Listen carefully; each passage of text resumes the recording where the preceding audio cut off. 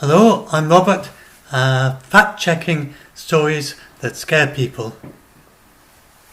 So if you have something that scares you, do come to me and our group, Doomsday Debunked, on Facebook.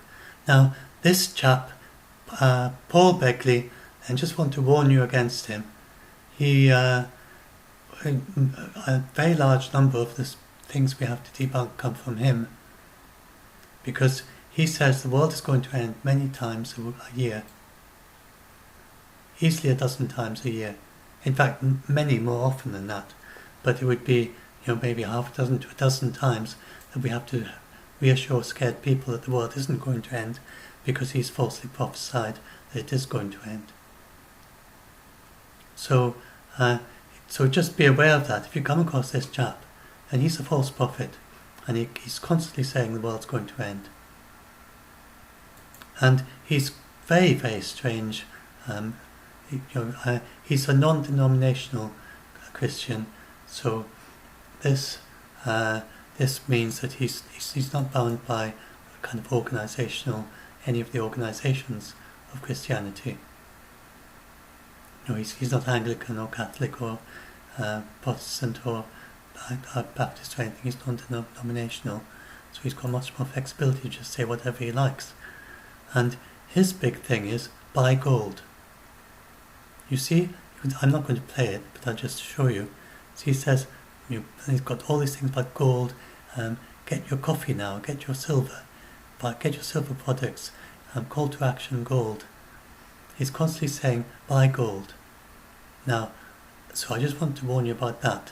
And that's basically his message. The world will end. Buy gold or buy silver. The world will end. Buy gold. The world will end. Noble gold investments. Have you got the message yet? Buy gold. Buy gold. Buy gold. Trust in Jesus your Saviour and buy gold.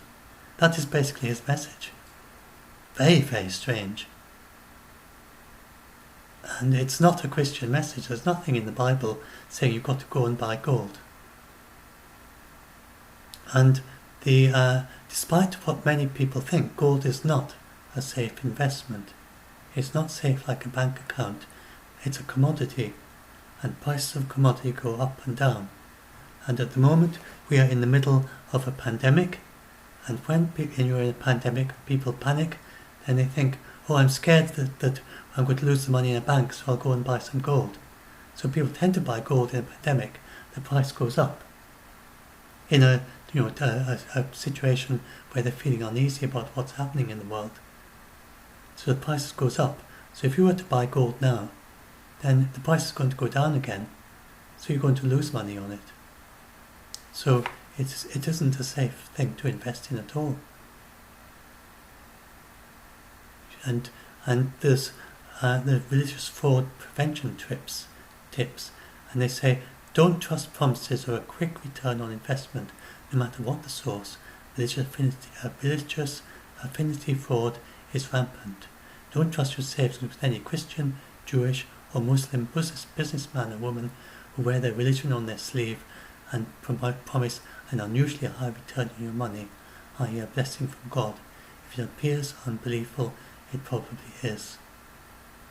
So I don't know what his thing is. I don't know if it's a scam, or if it may well be that he's just getting some kind of commission from the people for buying their gold, and it is just buying gold like you would buy anybody else would buy gold.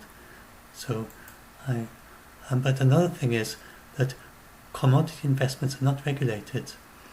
So if you're in the US, you don't have any access to financial service compensation scheme or the ombudsman if things go wrong.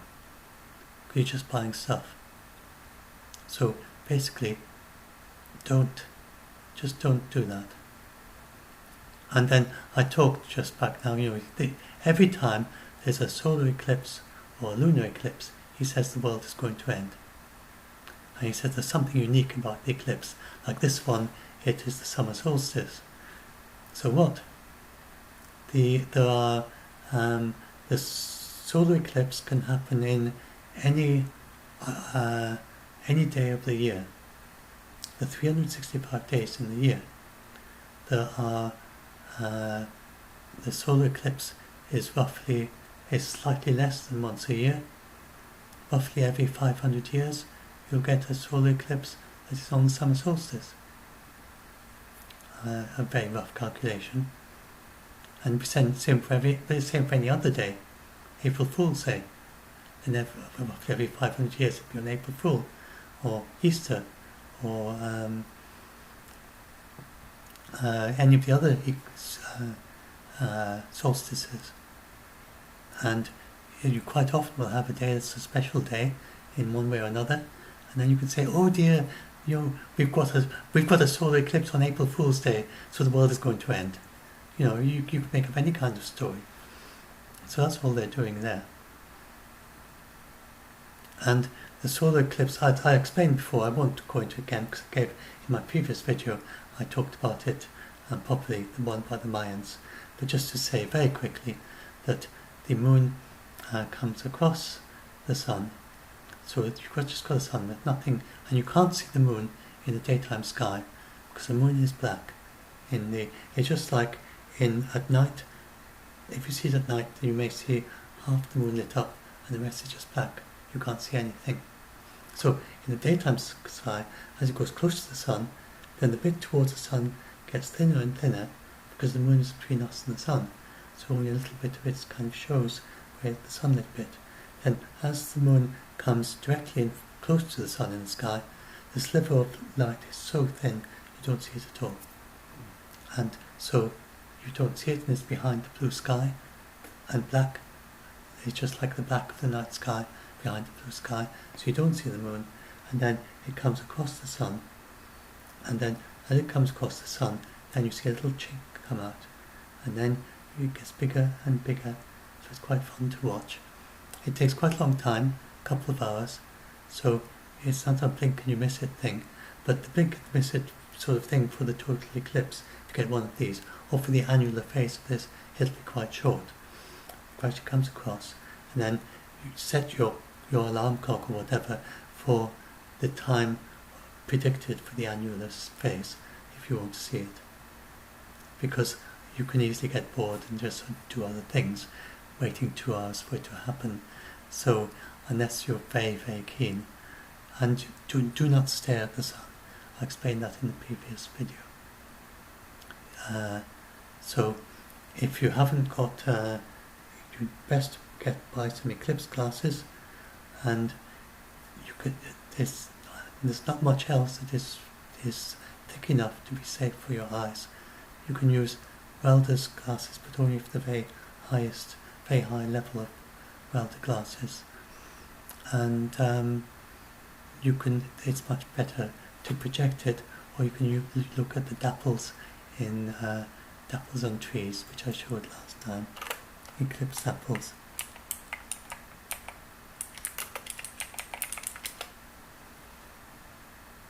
And there we are. Google Images is so clever these days. Eclipse dapples. So those are fun to look for. And then you can also see their shape like partial eclipses. Little eclipses. Little eclipse suns. There we are, that's a very clear one. So look below trees where you get dapples of sunlight, and you could get some eclipse. You might see some eclipse dapples, and you maybe get. I've never seen, but just look for annular eclipse dapples. That'd be fun. If any of you are in the annular part of it, maybe you get little circular dapples. I haven't seen a photograph of circular annular eclipse. I wonder if Google Images can do that.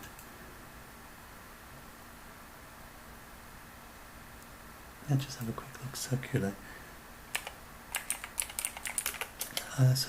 annular eclipse dapples.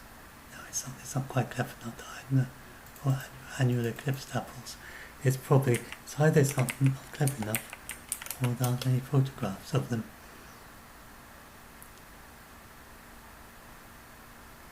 Yeah, so anyway, they don't come up in Google. It might be quite rare that people photograph them. Try photographing annular eclipse dapples if you are lucky enough to be on the actual track, eclipse track. well, that's it anyway. Just wanted to warn you, and then just say, and this is quite fun, and you don't need to worry, nothing's going to happen. The sun gets a little bit dimmer. This is just the moon in front of the sun. So it's not a sudden fire that's appearing, it's just the sun as it is. The moon, then after a couple of hours, the moon will be gone, and it's over. And there are dozens of them every century. Okay, that's it. Oh, well, you know, obviously, so like and subscribe this channel if you want to watch more of these. And if you get scared of these things, you can join our Doomsday Debug group on Facebook, where there are plenty of fact checkers to help you with things that scare you, and then others will reassure you if you're scared. And we do welcome fact checkers. Be sure to check your facts carefully against reliable sources, and that's the main thing that we ask of our fact checkers, not to just guess when you don't know the answer, or not to just share some story that you've read that you think is true without actually checking with something reasonably reliable.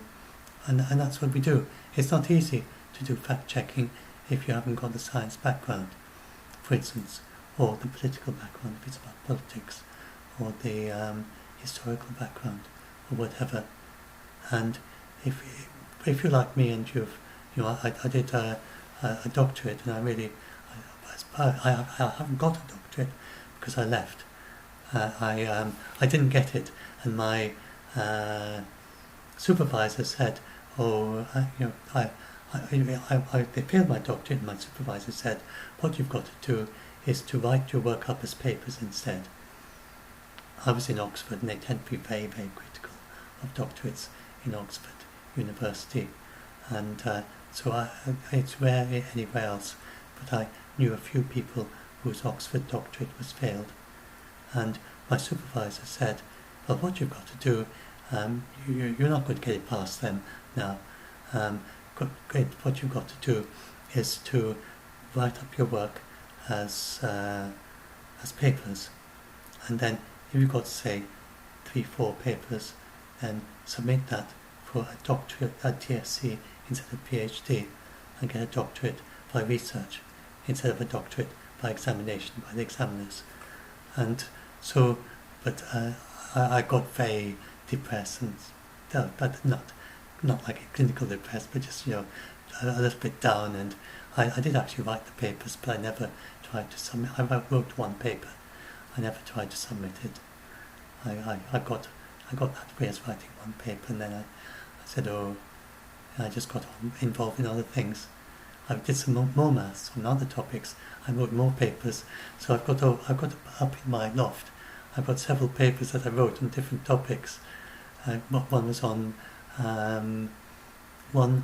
on non-periodic tilings, and one was on peg solitaire. I got very keen on peg solitaire, ways of solving peg solitaire very fast, and then peg solitaire in different dimensions, 3-dimensional peg solitaire and stuff like that.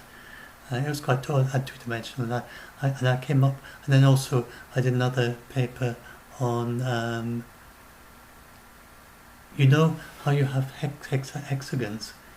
They use little hexagons you put together to make a gaming board.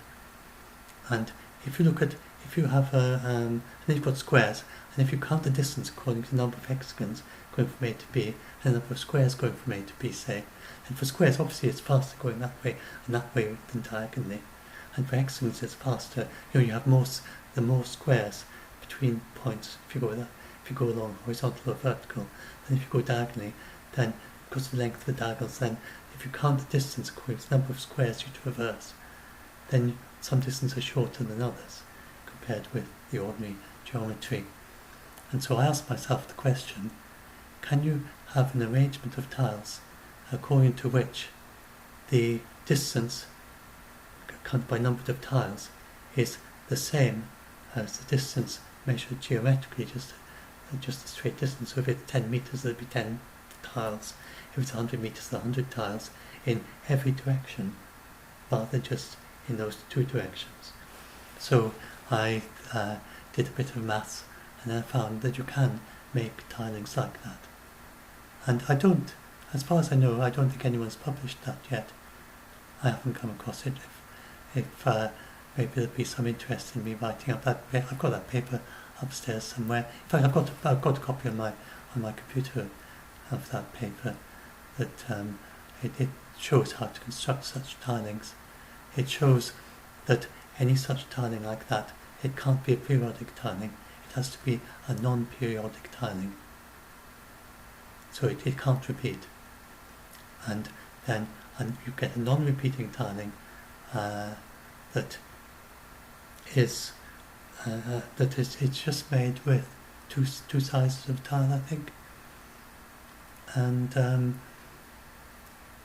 you can make it so that you get little slight differences. It can be out by one tile, I think, but even going right out to as far as you like, it gets more and more accurate as you go out, because it'll just go out by one or two tiles. I can't remember now. I'd have to read my paper, but it doesn't get very far out from the correct value, no matter how far away you are. It's quite a good result I got. So I found various ways to do that. So that was one fun. And then there was another one about the distance that you can travel with peg solitaire, and how if you got a lot of you just got a kind of army of peg solitaire things, and this result by Conway, and he said how many pieces you need to go a certain distance. I kind of generalised it into different kinds of peg solitaire, and I think maybe 3D, I can't remember now, I'd have to look up the paper. Anyway, so I did lots of fun stuff, but I was so discouraged by having failed my doctorate that I never tried. I tried one of them, tried to publish one of them. I tried to publish one of my results about non-periodic tilings, where it was a different thing about non-periodic tilings. I found a way of generalizing the Penrose tiles to a 4-tile set instead of 2 tiles, and then I came up with a new set of tiles in 3D, which has sort of certain interesting new properties. And again, I haven't checked recently, but I didn't find anybody who'd published this stuff. So it's possible that nobody has yet, because it was slightly original, and but then there's so many mathematicians around. I expect someone's published. Probably both of these have been published by now, but someday I might have a go at see if any of my old results have not yet been published by anyone else, and then see if I can get them published. But that was long ago. But my central thesis for my doctorate, I don't think that's likely to have been published yet by anyone. It was quite innovative and quite controversial. It's possible it has been. So someday I might have a go, but it takes a few days, not just days, weeks, month or two, to really get back into what you were thinking when you wrote that paper, and you're writing in the maths. So if the paper is finished, then I can publish it, and if it's reasonably, these things like the tile, that's quite a simple one. I could easily publish that because I would remember easily how it all works. And the non-periodic tilings, I think I could remember how that works. It was reasonably straightforward. The peg solitaire I could publish. That was very straightforward. The maths for my doctorate, then I would really have to get in the same mind space, which would involve some months of work before I could really say, oh yes, even just remembering all the details and recognizing, I could read the proofs, but having all the context of the background of all the research it's based on, so I can read my own proofs, but I would need more background to really be able to answer referees when they, peer review, and then they say, but what do you mean by this exactly, and why not that, and you should have done that. If there's any of that, then I would need to be much better, more into it than I am now. Anyway, I can't remember why I said that. I'm a bit distracted.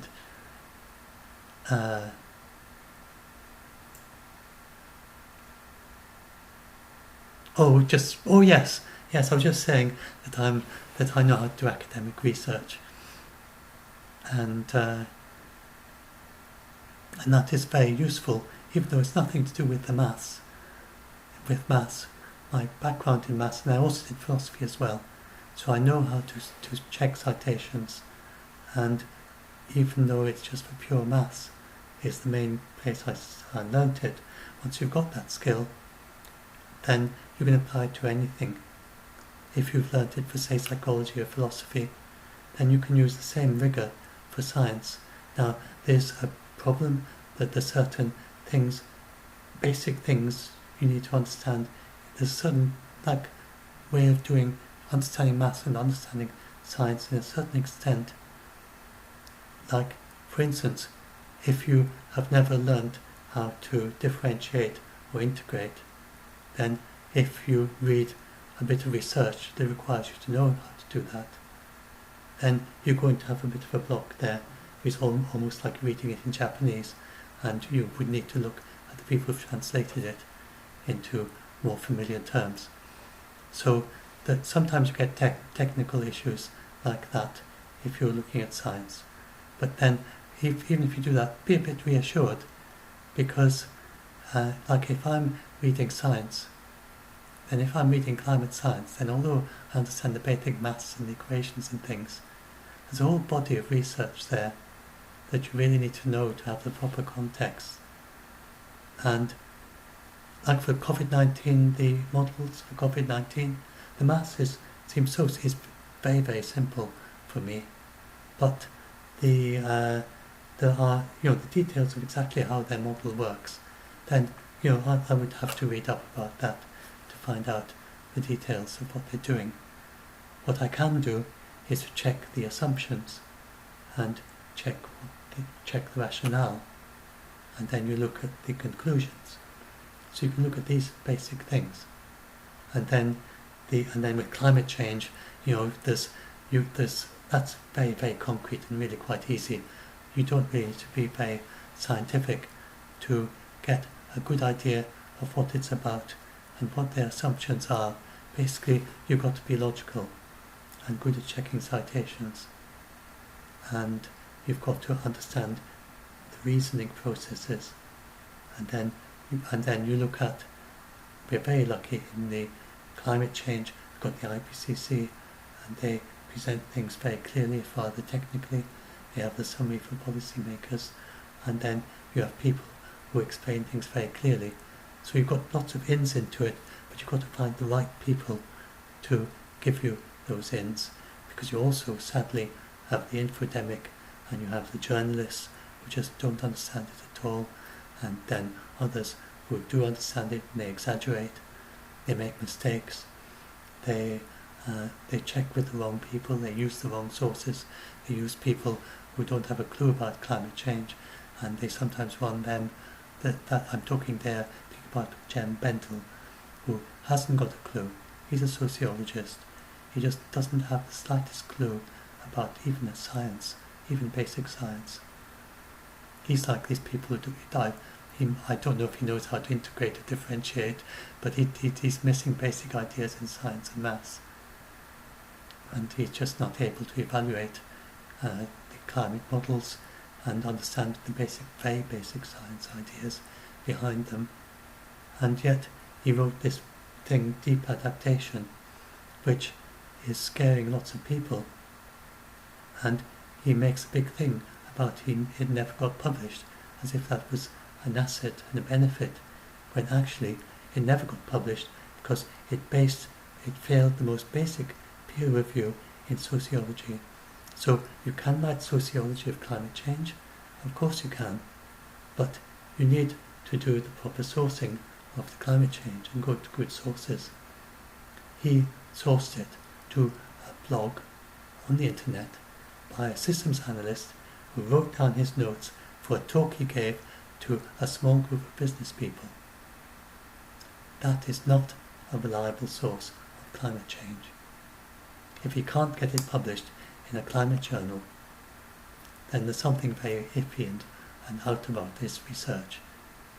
Even the most controversial research, somewhere he'll find a journal, so long as the method is done right. Indeed, if it is very significant and as long as the method is correct, he'll get it published in Nature, if it's done properly. So, Jem Bendel, his paper was rejected for just not using sources properly. That's my guess. They don't actually say. They would have been private communications with him, but they said that they asked him to bring it up to the standards of a sociology paper, and he just refused to do that or couldn't do it. And this is scaring many people because he claims that everything is going to go haywire very quickly based on not understanding anything. So again, if you don't have a good background in science, you can still find out. You can find out if you could check, has his paper been passed through peer review, and the answer is no. Some go through peer review in very low quality journals, which do almost nothing, don't even check the most basic things. So you check whether it's a good quality journal. These are things that you can do even if you know nothing about climate science. Then you can still do these things. And I use that, for instance, about warfare. Then I haven't studied warfare, but when there's a big story about risk of war, then I go and I source it to retired generals, retired brigadiers. They seem to be the best sources you can find on question of whether there's they're not actually politically involved, but they know all the background so for instance, when with all the fear about Iran and the Iranian war, then I went to retired generals and brigadiers and so on who had actually served in the area and who had done, knew all about battle plans and things like that, and who were prepared to talk because they're no longer active. And they talked and they gave interviews on television and saying that there's no possibility of the United States invading Iran because they just don't have enough people in the entire world of active personnel to invade Iran, and they just were not bringing enough people in for it to be an invasion. So, he knows what he's talking about. So that's an example of looking, you evaluate, is this someone you can expect to know about the numbers of soldiers and equipment and personnel needed to invade a country? Well, a retired general is exactly the right person who would know that sort of thing. So, he's a reliable source. So it just depends what your topic is. If it's how to grow turnips, then you go and ask a gardener. Anyway, that's it. Let's stop this one. Just remember our Facebook group, Doomsday Debunked, and I don't know why I do this. I'm getting a bit I'm doing a few digressions. I meant to do a short post. Anyway, I'll stop it. And if any of you are still here, then thanks for listening, and I hope you enjoyed it. And remember, I had to subscribe to the channel, and if you want to hear more of this, and to like the video, and then the usual thing people say, and then join our Doomsday Debunked, either as a fact checker or as if you're scared, or if you can reassure scared people. Be sure to read the rules, but then before you join. But then we've now got a little tick box you've got to tick to say I've read the rules. You don't have to tick it, but it's just there so that to remind people.